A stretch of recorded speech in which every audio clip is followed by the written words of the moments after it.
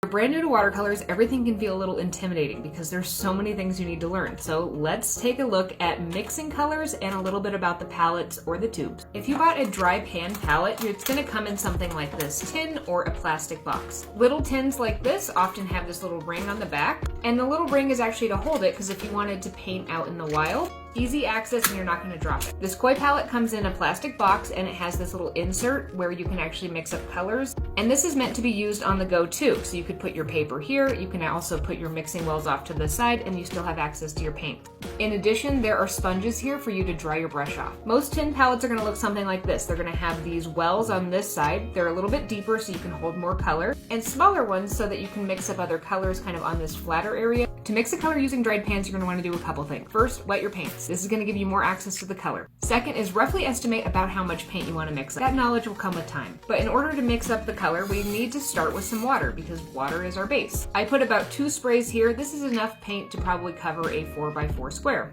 Then I can mix whatever color I want just by tapping my brush onto one of the colors that's already been wet and mixing it into that water I just sprayed there. I can do this with one single color, or I could modify the color by adding in a second one after washing my brush. If you're trying to get a really dark color and washing your brush in between picking up colors, make sure you dry your brush off as much as you can before grabbing the color so that you're not introducing more water into the mixture. If you have tube paints, it's a similar situation, except for you're going to need something to mix them in because tube paints don't come with a palette typically. I prefer these ones called muffin tin palettes. You can use whatever you want. You could use an old ice cube tray, you could even save up old containers or lids and mix things up in those. To mix up a color with the tubes, I'm just going to put a little dollop of the color right on the palette. If I want a custom mixture or I want to mix up more than one color, I'm going to repeat that with another color. Basically the same thing as before. I'm just going to put some water in one of these wells. Then I'm going to take my brush, tap and get a little bit of the color I want and mix it in. Possibly tap into the other color.